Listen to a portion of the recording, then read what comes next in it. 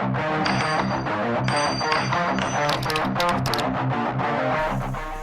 Happy New Year, it's 2023, and I thought I would start the year off with a new camera video. A few months back, I posted a video where I installed and demonstrated an Onwote NVR camera system. I've been real happy with the quality and the functionality of that system, so I thought I would try their new 5 megapixel wireless solar rechargeable camera. This camera has pan and tilt functionality, color night vision, two-way audio, so there's a lot of functionality here that we're going to take a look at. I am going to post a link to this camera down below in case you want to read more about the features maybe that I don't mention in the video.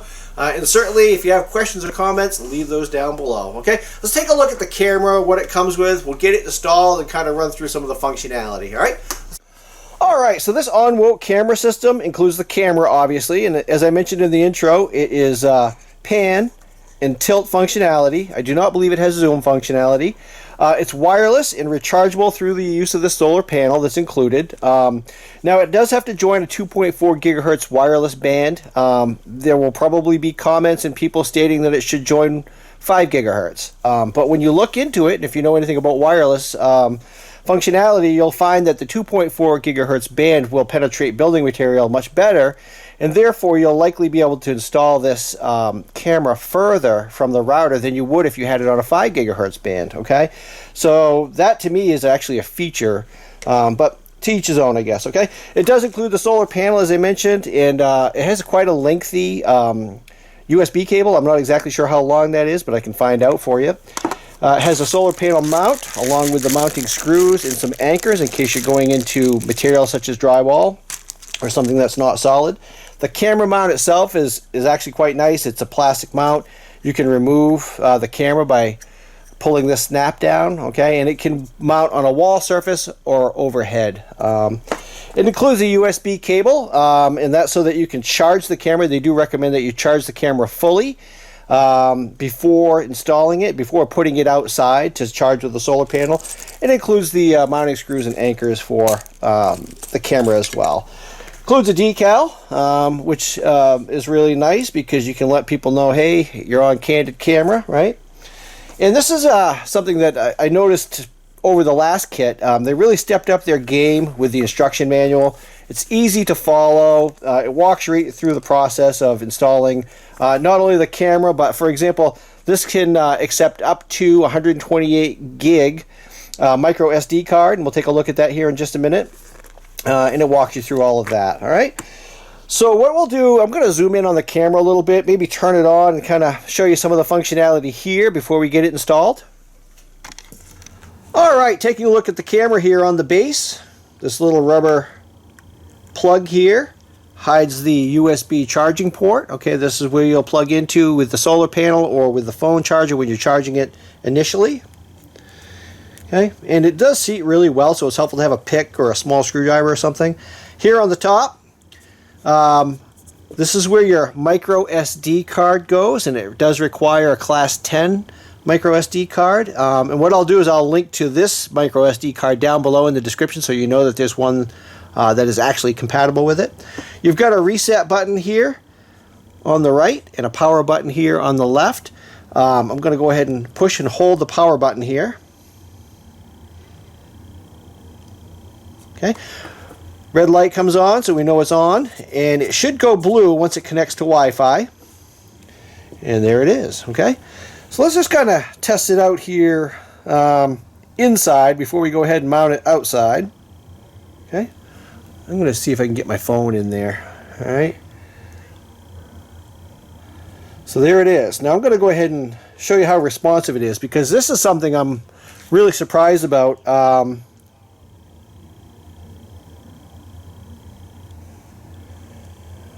Is how responsive it is. I'm not sure if you see when I press down. Okay, so it's pretty quick. Obviously it'll be a lot more impressive when it's mounted outside, but just to kind of show you how it works with the app. Okay, so if we wanted to look around, we just push on one of the sides here, and then if we want to tilt it, it's up or down. And what I'll do once I get it mounted is I'll bring the phone into my computer, and I'll mirror the phone on the computer so you can get a better look at actually how the app functions. All right, let's go out and get it mounted.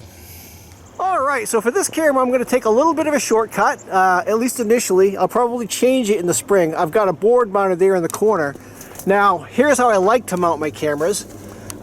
It's a little bit cleaner. It mounts with a board up underneath the soffit, but I really don't want to get into that right now because it's 27 degrees out here.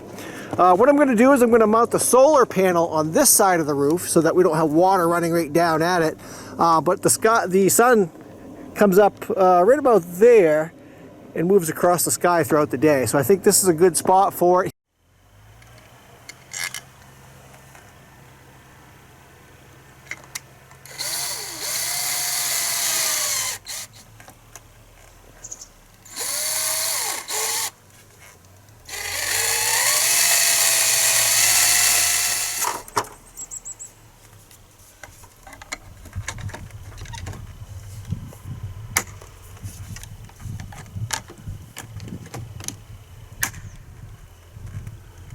Alright, this solar panel mount has a ball joint on it, so you have a lot of flexibility as far as direction.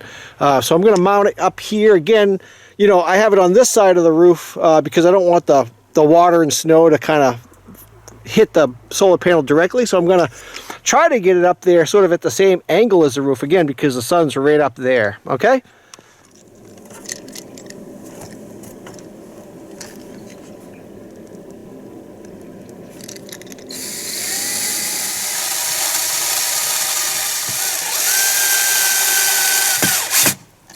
Okay, so that mount threads right into the back of the solar panel right here, and then we should be able to adjust it to the angle that we want.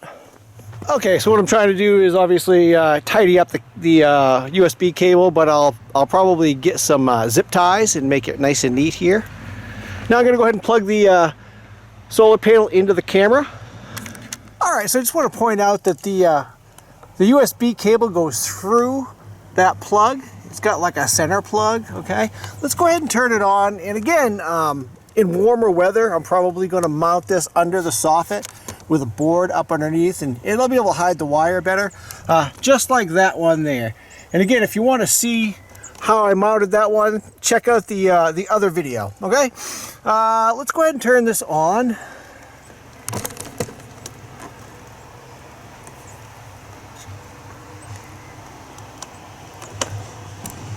Trying to see the light here.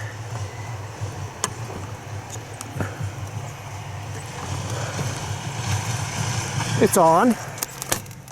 Okay, so I've got my tablet mirrored to my computer just because it's going to be easier for me to show you the app. And the app we're using today is called the Cloud Edge app, and it's all in the instruction manual on how to download and install it. I only have one camera, but if you had multiple cameras, you could list them by location. So I'm connected to the camera, and actually we're already on a live view. It's a nice sunny day. You can see my Wi-Fi signal is 82% here. This is what I was talking about when we were outside. And the basic functionality is sort of right here on this main screen. So for example, if we wanted to do the pan tilt, it's right here. There's the sun. It's a beautiful day out, so I'm assuming we're getting a nice charge on the battery. I can take a screenshot right here if there was a still image I wanted to capture. I can also manually record right here. And you can see that we're recording. These will show up under the history. There's an album, and I'll show you that here in just a minute. Something I demonstrated last night, and I'll go ahead and show you, is when motion is detected, a couple of LEDs will be triggered and they'll illuminate the area, but you can also trigger that manually, like you're clicking this right here. Obviously, you can't see it because it's daytime. Okay, to show you the hold to talk feature, I sent my son outside. So let's see if we can get this to work. It's not something I've actually tested yet.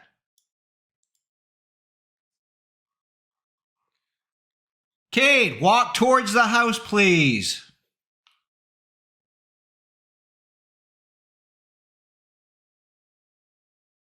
Can you hear me okay? What's that? I'll do it.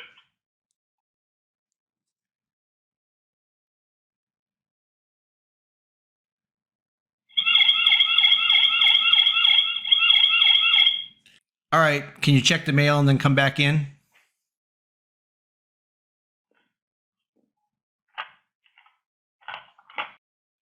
Okay, over here on this other screen, we have audio warning and strobe light. Obviously, that would be more effective at night. We have full color mode, and I'll show you that right now because there's a setting to have that happen automatically as well. And as you can see, if motion is detected or if human is detected, then fairly bright LEDs are enabled to illuminate the area, which is really nice.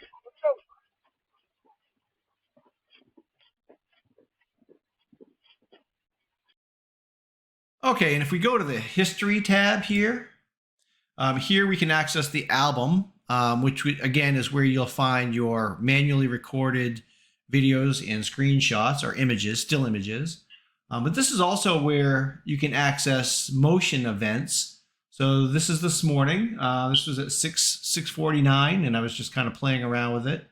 And in order to get it to record, I had to change the settings, and I'll take a look at that with you here in just a minute. But if we go to the calendar, this is where you're going to see sort of dates that will have motion events, and you can kind of access them this way. Oops, just said connection lost here.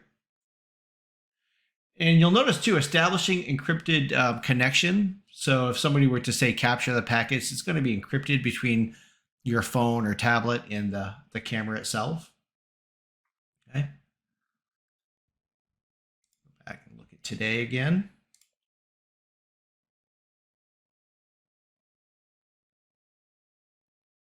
And in order to get it to record these events, I had to change the settings. And we'll take a look at the settings here in just a minute.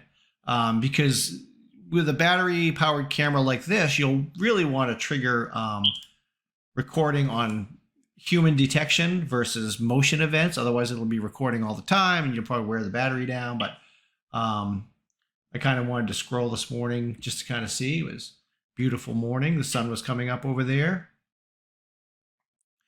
And you can increase or decrease sort of the timeline here, and you can just grab a hold of the timeline and drag.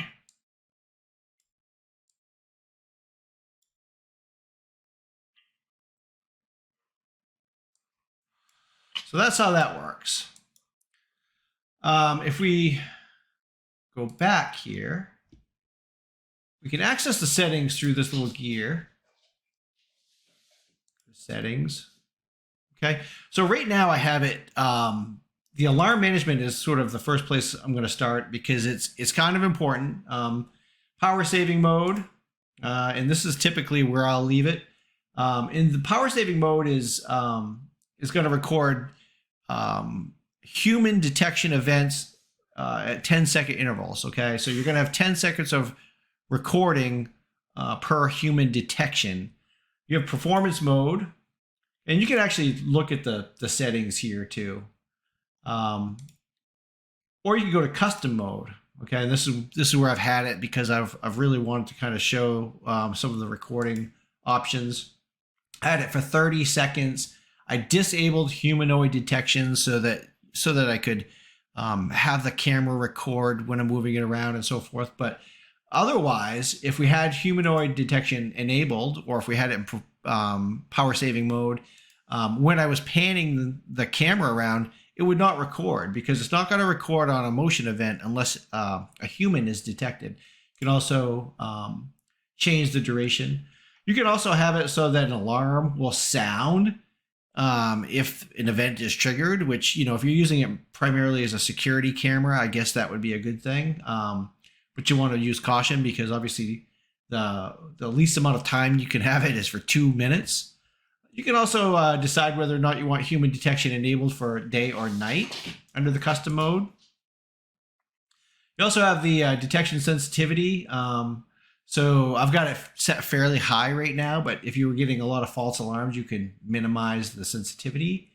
You can also disable motion detection altogether if you wanted to, which would essentially allow you to use the camera for live view only. So yeah, I'm typically going to have mine in power saving mode, especially this time of year because of not having a lot of sun to charge it. But you can see here that the battery is still really has a good charge in it. And I've played around with this camera quite a bit yesterday trying to figure it out, as well as today. So you can change the notification settings here, whether or not you're going to receive alerts or not. So that's handy. I like it with these apps to have it easy to enable and disable, because there are times when you don't want to necessarily receive, oops, my tablet went to sleep here, notifications, so you can easily flip that off or on. Okay. Location management, that's just like the room that it's in. You can also share the camera with other family members. And also the other thing I've done is I've logged into the account with my phone and my tablet. And once I logged into the tablet, it pulled all the settings and I didn't have to add the camera again. Okay. The work indicator would be the LED lights on the front and whether or not they light up when a motion is detected. So there may be times when you don't want to alert somebody that the camera has been triggered. So you might want to disable that. Okay. Then you've got times, whether or not it's a 12-hour clock or a 24-hour clock. I've got it on a 24-hour clock right now. You can just flip the screen. So for example, if you had this mounted on a flat surface rather than above like we have it, you could flip the screen. This is where you can decide whether or not you're recording the audio from the camera, and also whether or not the two-way audio is enabled, so the microphone and the speaker. So for example, if we shut that off, then my son would not have been able to hear me. And then we've got the speaker volume here. If it's too loud, we might want to turn that down. So it's pretty straightforward. AI analysis, this app has the ability to detect people, pets, package vehicles. But again, in order to do that with this camera, we'd have to disable humanoid detection, which again, I think, it's really going to run your battery down if you have this camera triggering on all motion detection events. Because, for example, leaves blowing by or when the sun passes over, or cloud passes over rather, it can trigger a motion event on a lot of these cameras. And, being a battery operated camera, you want to make sure that you aren't depleting your battery all the way. And then we can take a look here. It does show that it's charging, which is good because that tells us that the solar panel is working. And this is this is where it tells you I have the 128 gig, but I've got 119 gigs is what it shows after you format the drive, the SD card rather. So that's pretty much it. You can restart the device here. You can also delete the camera, which then you'd have to re-add it. But if we wanted to say if the camera wasn't functioning correctly, or we're having difficulty with it, or some aspect of it wasn't working maybe as it should, you can just restart the device right here. And I'll tell you that it comes up fairly quickly because I've restarted it a couple times. So that's pretty much it. Hopefully this video has been helpful. Again, it's the Onwote 5 megapixel wireless camera with a solar panel. And I've got quite a few cameras around my home, but I kind of like the idea that I can pan and tilt this one around. And yeah, so I'm going to have some fun with it. I may actually move it out to the front of my home. I was concerned about making sure that I had enough sunlight for it, but after I use it for a while, I'll kind of determine if that's really an issue or not. And then we'll go from there, or I may just get another one. Who knows? So, hey, thanks for watching. If you found this video helpful, please give me that thumbs up. And if you're not a subscriber and you want to see more of this type of stuff, subscribe to my channel. I appreciate that. And everyone have a happy new year. And thanks for watching. Bye.